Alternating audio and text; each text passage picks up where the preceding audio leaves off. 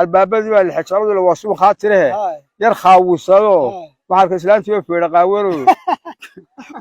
كيف جدي يعني كيف قاعد كافو وقرص نندل يرابا wax kasta waa iga suurtoobaan ninkii aabahay dilay nin la dhashay jira haddii aan saga hel waayo hooyadiis aabiisi walaalihiis ma helaya marka intaan falalka foosh xun lagu kicin dawladdu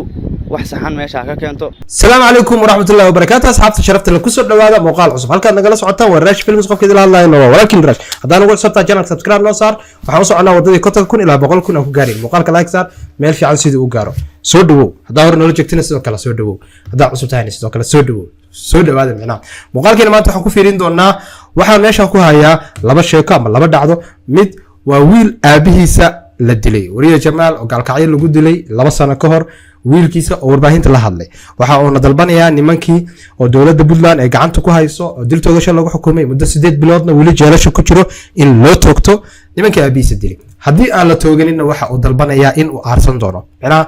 dadka xiran familkooda banaanka joogo sidoo kale waxaan ku hayaa muuqaal aan runtii marahaan marka daawanaysid aad qoslaysid marna aad naxaysid oo dareemaysid in dulmi meesha ka dhacay waa aba Soomaaliyeed oo ka sheekeynayo xilligii dawladda hore Siyaad Bare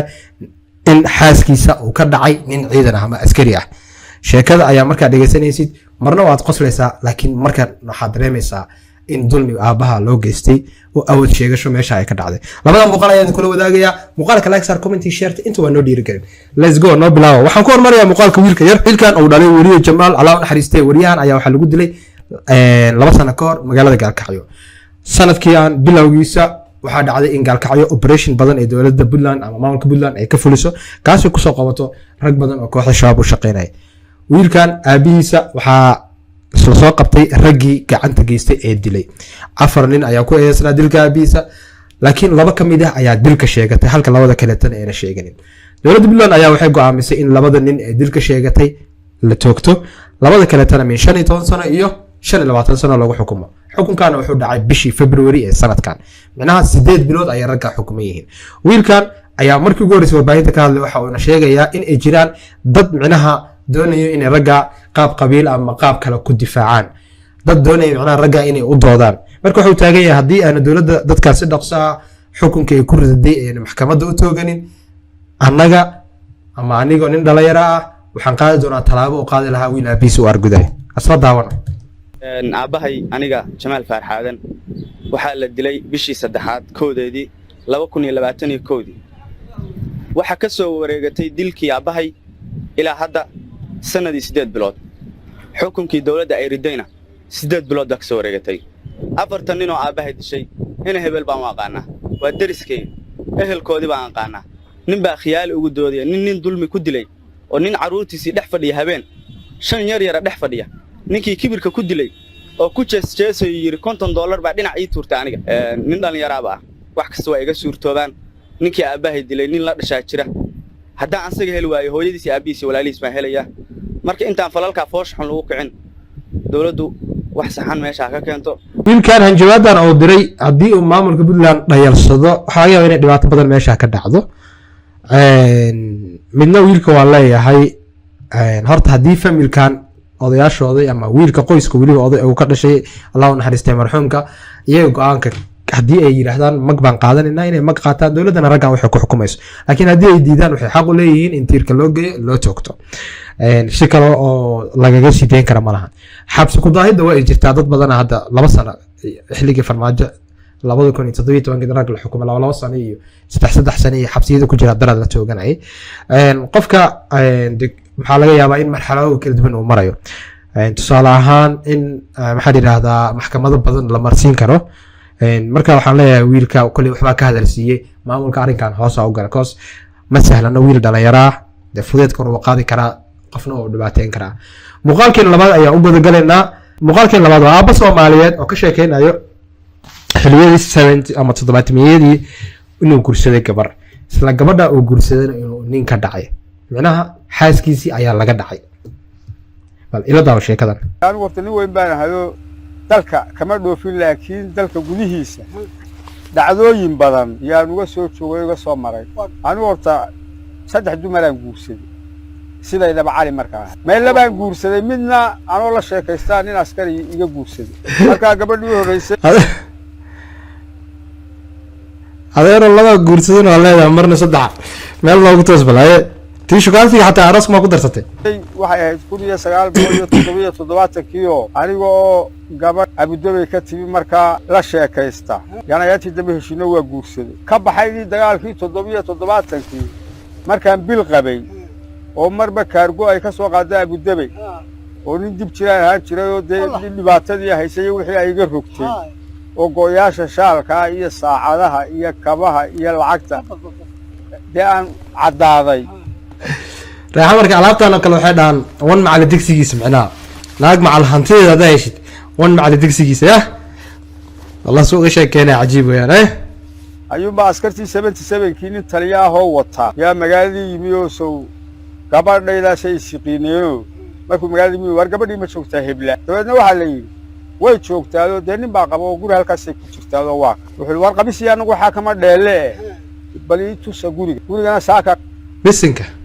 ها قاعد أدل قوم حد بدقي لا عسكرت قارني عسكرت ما وضح ما لكن قارني وحصلي ذا نيو نوع كله ها ونقدروا عسكر يتصاق حيستاي أيو جورجي نانو جوجل ما أنت وقف يلي عاود يمثل يوم ماشي وحدول يابا وهو حكي من توبيو ناقبه معرك حافظ ذي بو إسكال كتير طبعا كي هبنو مركز مشوا مجالو يعني حافظ ذي قبو ما يقول بالسجار باك بحياة سو ماشي بنا اللي جو ورديني أنا هنا سواق قلنا بالربا وأنا أكتر نقول يدا لو قينا ياو أيه عجيب تاج ورياه ورستاج عقد كسعوتا هذا الحافظ إلى ذي تنهو عن كسعوتا قولي يا عبد الله أنت أصعتها كور ورياه نو حافظ عندي تجي ما يسدبوا النقود واروا دنيك حافظ الهابا محاد كربت حافظ marka waxaan fahmay xaafadada in la qabsado marka waxaan iri deeshi hada taado magaalo waa la qabsaday kula adeer wala sheekada marna waa sheeko waalan marna waa naxdin wallahi wax kala taahdo ee waaba ku jilayay nimanka waxaan doonayaa inaan go' ka soo qaato askari qoriga dawladda iga kaxeeyo wuxuu yiri garaaco go' uu siideh wax kale ha oran markaan garaacay waa kuma waa cali walaal go'aysi الباب كله ساسو تشحشحي والباب يدلو حاضو الباب يدلو الحجاب يدلو واسو خاطره يرخاو وصلو waxaa ka islaantii oo feera qaawaro jeebigeedii ay rabto wallahi qofta aad guursatay marka hore qof fiican ahayn kaas qof fiican haday tahay ninka guriga xoog kuma joogeen lacagta unba ku geeyso qoftaas qof wanaagsan ma ahayn ninkii baa qaadka afka ugu guraysaa gabadhi waxa jirin nin Siciid Harawal oo jiro aan saaxiib ahay oo markaan uu guri baan leeyahay guri noo kireysnaa ayay tii walaal niman aan habroodaagna caaw ku xisaabtamay gurigii Siciid la seexo ma gabadhaad ba ku Siciid la seexo Siciid la seexo marka waa fahmay waxaan waa saxday hawlihiina iska kala jara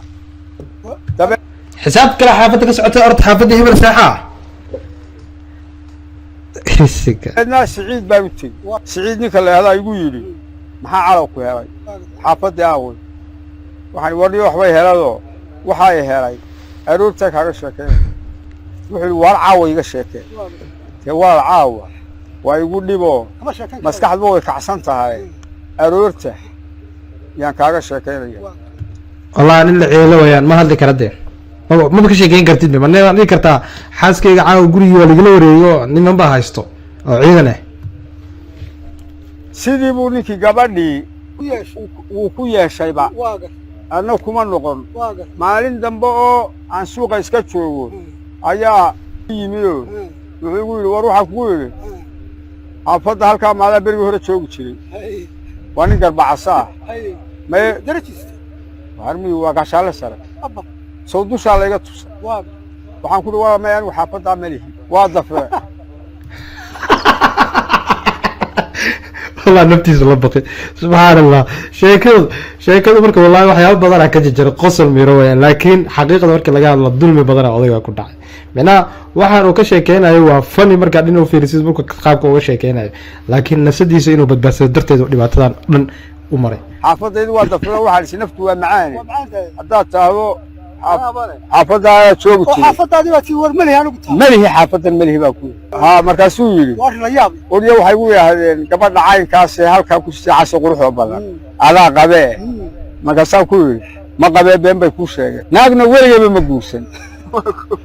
taasi halkaas ay Axmedow واقر